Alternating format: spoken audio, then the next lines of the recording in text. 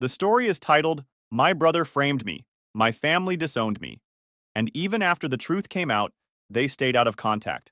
But now they're reaching out because they need my help, so I took over their business. Hey everyone!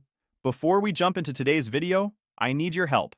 We've noticed the channel is losing some traction, and subscribing is one of the best ways you can support us. It's quick, free, and it helps us keep bringing you awesome content.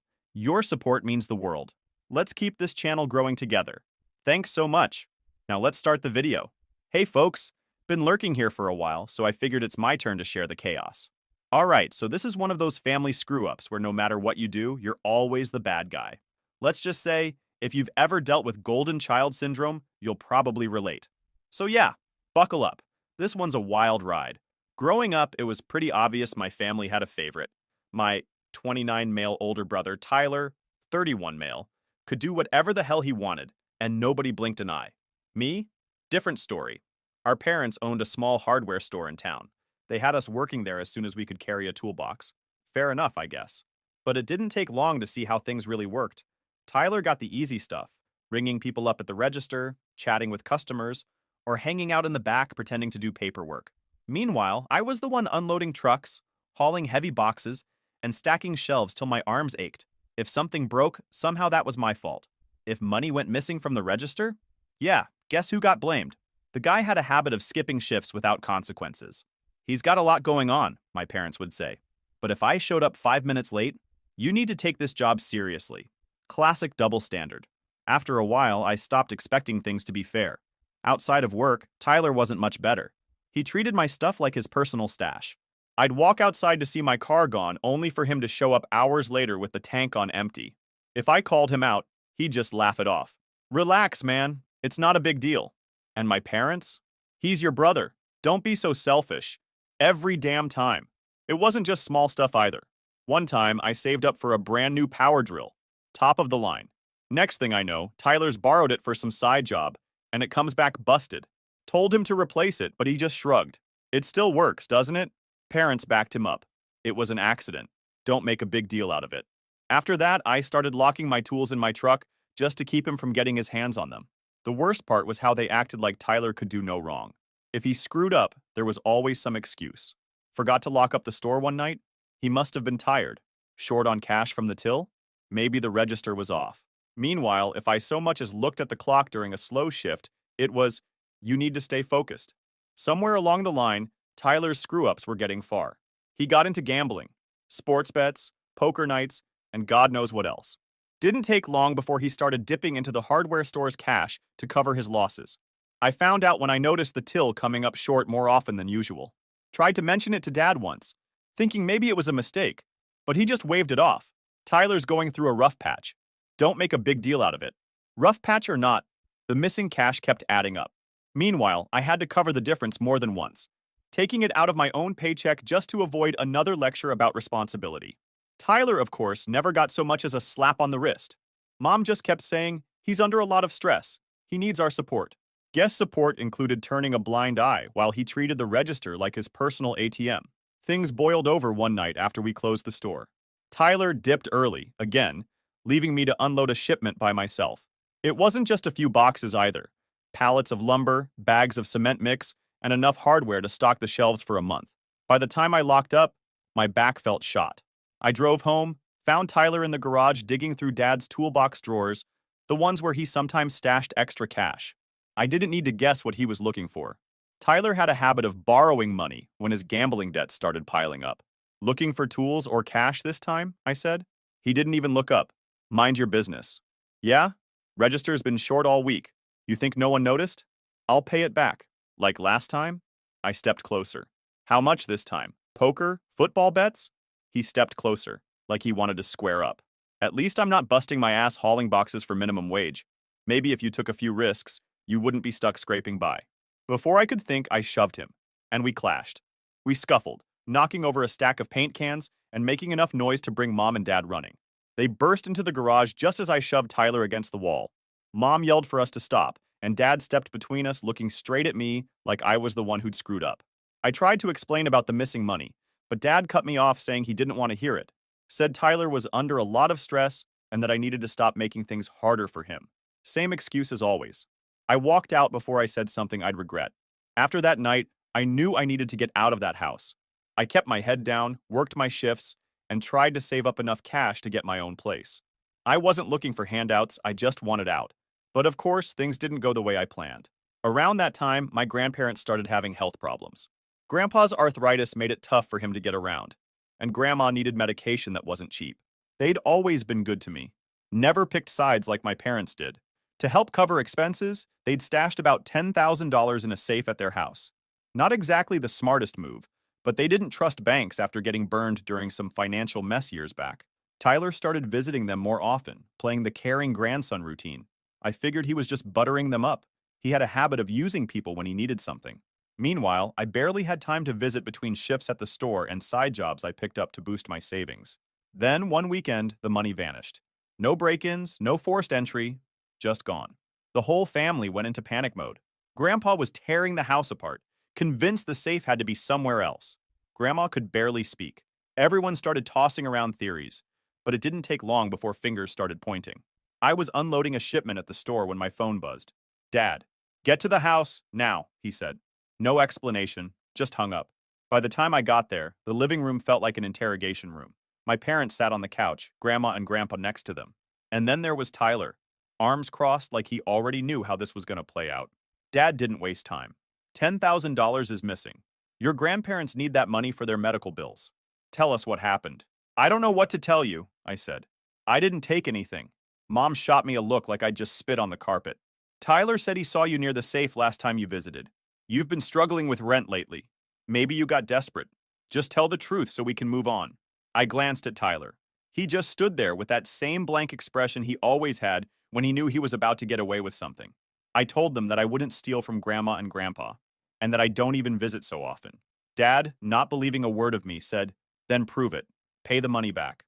Until you do, don't bother coming around. They can't be serious. How do they want me to prove something I didn't even do? They really believed I did such a thing without even having any evidence. I don't have 10 grand lying around," I said. "Then figure it out." Dad shot back. Grandparents were silent. Nobody said a word. I waited, hoping someone would step up. But the silence just dragged on until Dad nodded toward the door. "Go pack your stuff," he said. I stood there for a second, half expecting someone to stop me. Nobody did. I turned and walked out to my car. By the time I got home, they'd already tossed my stuff into the trunk. Bags of clothes, a few tools, and whatever else they thought was mine. Tyler showed up just as I was about to drive off. He stood on the porch, watching like he was waiting to see me crack. For a second, I thought about calling him out, telling everyone what kind of guy he really was. But what was the point? They'd already made up their minds. Tyler pointed fingers at me. Everyone believed him. That was enough for me to understand there's no place for me here anymore. I drove off without looking back. The next few weeks were rough. Getting kicked out wasn't some dramatic, life-changing moment. It was more like getting shoved into a pit and realizing no one was coming to pull you out. The apartment I moved into wasn't much. Bare walls, secondhand furniture, and a fridge that sounded like it was on its last legs. Rent ate up most of my paycheck from the construction job I'd picked up after leaving the store. I didn't have much left after bills, so dinner was usually instant noodles or whatever, was on sale at the grocery store. The hardest part wasn't the work, though. It was the silence. My parents didn't just cut me off. They made sure everyone else did too. Calls went straight to voicemail, texts got ignored, and the invites to family gatherings stopped coming. Even friends I'd known for years started pulling away, like they didn't want to get caught in the middle. I stopped reaching out after a while. Figured if they didn't want me around, I wasn't going to beg for their attention. If they thought I couldn't make it without them, they were about to find out how wrong they were. I picked up extra shifts wherever I could, fixing decks, patching roofs, remodeling kitchens. The more jobs I took, the more I learned. Carpentry, plumbing, electrical work. I soaked up every bit of knowledge I could get my hands on. YouTube tutorials, construction manuals, watching the older guys on site, whatever it took. The pay wasn't great, but it kept me moving. Every busted knuckle and sleepless night felt like a step toward a debt I owed myself, and I was determined to pay it off. Nights were the worst. After working all day, I'd come home too tired to do much besides collapse on the couch. I kept grinding. Every extra shift, every side gig, every dollar saved, it all added up, little by little. Jeremy, my cousin, was the only one from the family who stuck around. He never bought the whole thief story. Probably because he knew what kind of guy Tyler really was. Jeremy worked construction too, so he helped me land a few bigger jobs. When I needed an extra set of hands on weekends, he was the first one to show up. Having someone in my corner helped, but I wasn't leaning on anyone. Every dollar I made went straight back into upgrading my tools and truck. No flashy spending, no wasted cash. It wasn't long before I had to make a choice. Stick with my construction crew job or go all in on my own thing. I walked into the site office, handed in my notice, and drove home knowing there was no backup plan. No steady paycheck, just me and whatever jobs I could land. But that was the point. No safety net, no excuses. Going solo wasn't easy. Roofing in the summer heat, crawling under houses to fix busted pipes, hauling drywall until my shoulders ached, none of it was fun, but I didn't care. Every job meant more cash, more skills, and more clients spreading my name around town. There was this one job that stuck with me, the one that really got things rolling. This guy hired me to build a custom deck on his lake house. The job had to be perfect. No shortcuts, no mistakes. I spent 2 weeks measuring, cutting, and building, working late into the evening with only a flashlight when the sun went down. By the time I finished, my hands were raw, and I was running on fumes. But the guy was impressed enough to start recommending me to his clients. Turns out he was a real estate investor with properties all over the county. Suddenly, I wasn't just fixing decks. I was remodeling rental properties, flipping houses, and handling renovation contracts that paid more in a month than I used to make in 3. Real estate investors started calling, and that's when things really took off. With more jobs coming in, I needed help. Hired a couple of guys I trusted. No slackers, no complainers. We tackled everything from bathroom remodels to full-scale renovations. I made sure we did every job right the first time. No cutting corners, no rushing to finish early. Reputation mattered more than price, and I wasn't about to screw that up. The money started rolling in faster than I could spend it. First thing I did was upgrade my truck. Nothing flashy, just a solid workhorse with enough space for tools and materials. Bought better equipment too. Table saws, power drills, everything I needed to handle bigger jobs. I even picked up a trailer to haul lumber and debris, saving me time and money on every job. Every dollar that didn't go into tools or gas went straight into savings. No fancy dinners, no vacations. Just slow, steady progress. I was too busy working to spend money anyway. 7 days a week, sun up to sundown, I was either on a job site or lining up the next gig. Didn't have much of a social life, but it wasn't my priority. Meanwhile, Tyler was still circling the drain. His gambling problem wasn't a secret anymore. Word around town was that he owed money to half the guys he used to hang out with. A few of them even showed up at the store looking for him. But my parents covered for him, same as always, convinced he'd get back on track any day now. Didn't bother me. I had bigger things to worry about. A year in, I had more work than I could handle. Started turning down smaller jobs just to keep up with the bigger ones. Home remodels, commercial renovations, even a few custom builds, the kind of work that paid enough to keep my crews busy for weeks at a time. I bought a second truck, hired more guys, and expanded my crew to 3 teams. I wasn't just surviving, I was thriving. 3 crews running jobs across the state, pulling 6 figures a year, and living in a house I owned outright. All built from nothing. No handouts, no shortcuts. Success didn't happen overnight. In a couple of years, I wasn't just remodeling houses, I was handling multi-unit properties, office buildings, and retail spaces. But it didn't mean I forgot where I came from. Every time I drove past my parents' store, I remembered the nights I spent unloading trucks while Tyler sat in the back pretending to do paperwork. I remembered the look on his face when I drove away that day. The smirk. The satisfaction of knowing he'd gotten away with it. And every time I thought about slowing down, I remembered that moment and pushed even harder. With the money rolling in, I expanded fast. Bought more trucks, hired more guys. Carpenters, electricians, plumbers. I kept my crews lean. No slackers, no dead weight. If a guy couldn't pull his weight or started showing up late, he was gone. Simple as that. I didn't have time to babysit anyone. Every job had to be done right the first time. My cousin, Jeremy, stayed in the picture, helping with networking and landing clients. The guy knew everyone. Property managers, real estate developers, even a few city officials.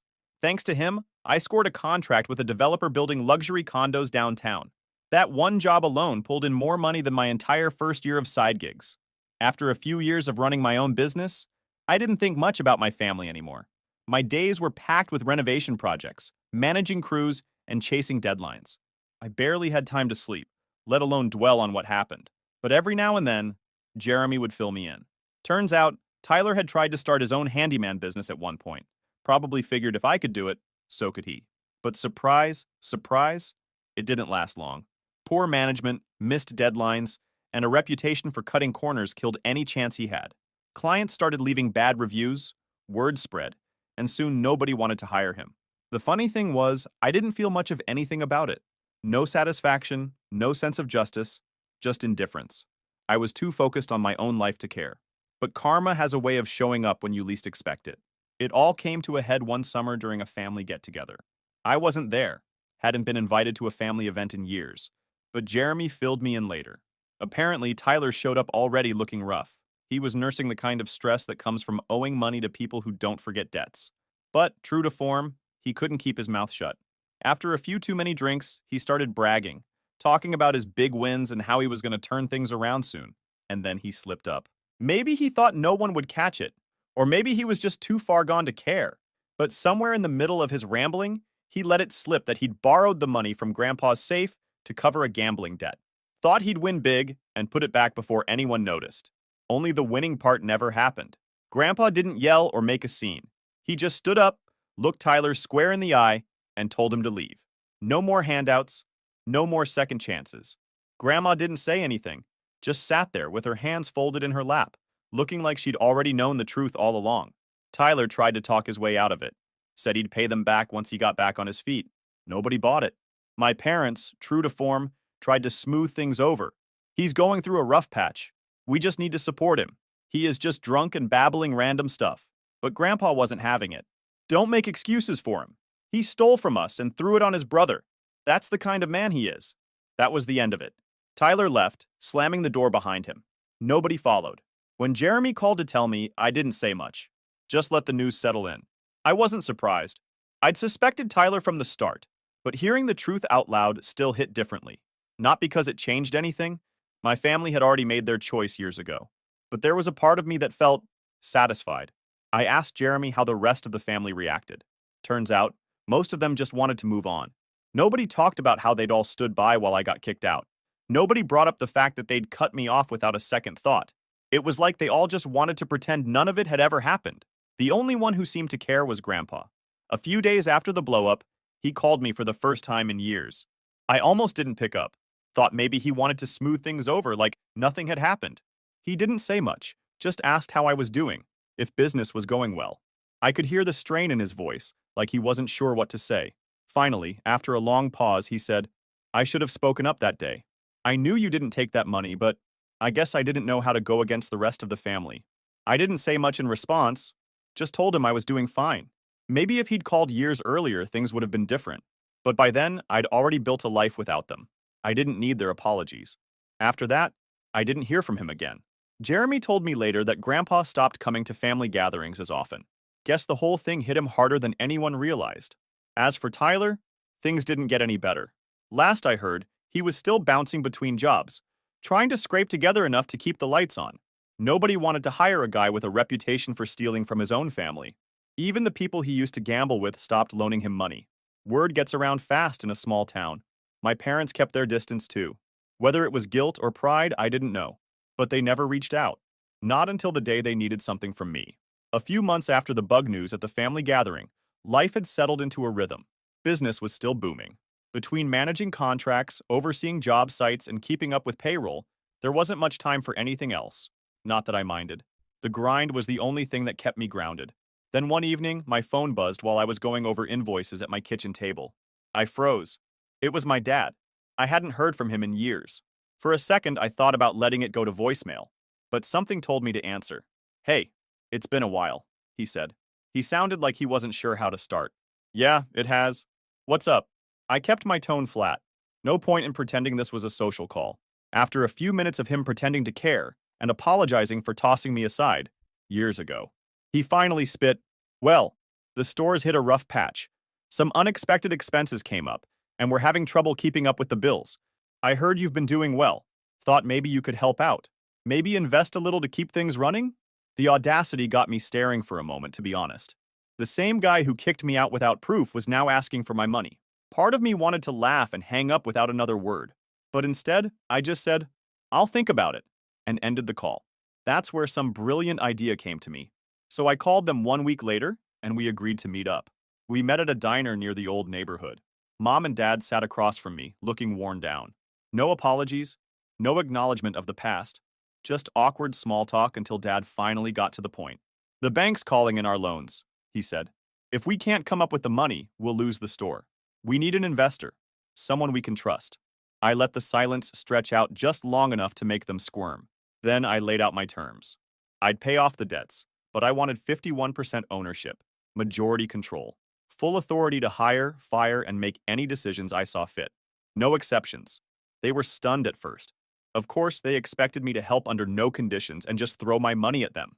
They wanted to argue, but I cut them off before they could start. Take it or leave it. That's the only way I'd accept helping you. But if you leave it, the store's done. For a moment, neither of them said anything. I could see the struggle in their eyes, the ego clashing with the reality of their situation. But ego doesn't pay the bills. After a long pause, he nodded. All right, Dad said. They signed the papers right there in the diner. Just like that, I became the owner of the business they once kicked me out of. Taking control of the store didn't feel like some big victory at first. It was just another job, another challenge to tackle. But as the weeks went by, the reality of it started to sink in. I wasn't just running the place, I owned it. The same building where I used to haul boxes and mop floors was now mine. Every decision, every paycheck, every dollar of profit, it all came through me. First thing I did was go through the books. The place was a mess. Missed payments, bad inventory orders, and deals that should have never been signed. I spent the next week tearing through every account, cutting unnecessary expenses, and locking down the budget. No more freebies for family, no more favors that cut into profits. Then I moved to cleaning house. Tyler had to go first, but there were still a few employees who'd gotten too comfortable slacking off. They clocked in late, took long breaks, and acted like they were doing me a favor just by showing up. I gave them a week to shape up. Most of them didn't, so they were gone. No warnings, no second chances. I needed people who understood that this wasn't the same store it used to be. Once the staffing issues were sorted, I turned my focus to the finances. The books were worse than I expected. Overdue bills, bad supplier contracts, and enough wasted inventory to fill a warehouse. I spent hours going through every account, cutting unnecessary expenses, and renegotiating deals with suppliers. Some of them tried to push back, thinking they could take advantage of the new owner, but I made it clear that those days were over. Either they gave me better terms, or I'd take my business elsewhere. Most of them caved, the ones who didn't got replaced. With the finances under control, I tackled the inventory. Half the shelves were stocked with items that nobody bought. Cheap tools, outdated equipment, and random hardware that had been collecting dust for years. I cleared it all out, slashed prices to move the dead stock, and used the cash to bring in products that customers actually wanted. I added new lines of power tools, high-quality building materials, and specialty items that contractors couldn't get anywhere else in town. As for Tyler, it was time to give him what he fucking deserved. He was the first to go. I didn't waste time. Walked into his office Monday morning and dropped the termination letter on his desk. Your last paycheck. You're done here. You can't do this, he shouted. I cut him off. Yes, I can. And I just did. Security walked him out while the staff watched. Nobody defended him. Nobody even looked surprised. With Tyler gone, I turned my focus to the rest of the business. Sales picked up almost immediately. Contractors started coming in more often because they knew we had what they needed, and homeowners appreciated the better selection and cleaner store. I made sure the place looked professional. Organized shelves, clear signage, and a checkout process that didn't take half an hour. I even invested in a new point of sale system to speed things up and keep better track of inventory. Within 6 months, the store was back in the black. Sales were up, expenses were down, profits were up by nearly 20%. By the end of the year, the store was pulling in more revenue than it had in the last 5 years combined. Suppliers started offering me better deals, and local contractors began recommending us to their crews. Word spread fast that the store was under new management, and that this time, things were done right. And my parents? They stayed on as employees. No special treatment, no extra perks. They clocked in and out like everyone else. If they didn't like it, they knew where the door was. I made it clear from day one. This wasn't a family favor. This was a business. For the first time in years, I didn't feel anger or resentment, just a sense of closure. I'd built my success without them. And now, every time they walked into that store, they'd know exactly who they answered to. Meanwhile, Tyler's downward spiral didn't slow down. No job, no money, and no more handouts from mom and dad. Last I heard, he was working part-time at a warehouse across town, barely scraping by. Nobody wanted to hire a guy with his reputation. Not after the gambling debts, missed shifts, and burned bridges. Even the people he used to hang out with had stopped returning his calls. He'd used up all his favors and then some. Well, couldn't say I felt bad. Mom and Dad never said much about him, but I could tell it weighed on them. They never asked me to help Tyler, though. Not after everything that had happened. Maybe they knew better. It didn't matter. Tyler had made his choices, and now he was living with the consequences. I wasn't about to waste my time trying to save someone who once tried to ruin my life. As for the rest of the family, most of them kept their distance. A few relatives started showing up at the store again once they heard I was running it, but the conversations were always short and awkward. Nobody brought up what had happened with the money, and nobody apologized for turning their backs on me. It was like they all wanted to pretend it had never happened. Fine by me. I wasn't interested in rehashing the past. But Grandpa was different. He stopped by one afternoon, unannounced. I was in the middle of unloading a shipment when I saw him standing near the entrance. For a second, I thought about pretending I hadn't seen him, but he came over. He stood there in awkward silence for a moment. Finally, he cleared his throat. "Place looks good," he said. "Thanks," I replied. Then he continued, "I should have spoken up that day. I knew you didn't take that money. But, well, I think I didn't have the courage to stand against the crowd. I just nodded. Save it. I'm doing good after all. Maybe if he'd said those words years ago, things would have been different. But standing there, surrounded by the business I'd built with my own two hands, I realized I didn't need his apology. I'd already proven everything I needed to prove. After a few more minutes of small talk, he left. I never saw him again after that. Jeremy told me later that Grandpa had stopped going to family gatherings and kept to himself for the most part. Maybe the guilt was too much, or maybe he just got tired of the drama. Either way, I didn't care. By the time the next year rolled around, the store was running like a well-oiled machine. Profits were steady, and the customers knew they could count on us. I kept building my construction business, running 3 solid crews while managing the store on the side. These days, I don't think much about the past. Life's better than ever, built on my own terms. And that felt so damn good. Edit. Wow, didn't expect this to blow up. Thanks for reading and for all the comments. Appreciate the support. To those asking, no, I haven't heard from Tyler in a while. Last I heard, he's still bouncing between jobs. As for my parents, they've learned to keep things professional at the store. We're civil, but that's about it. Life's good, and I'm just focused on what's next. Thanks again, y'all.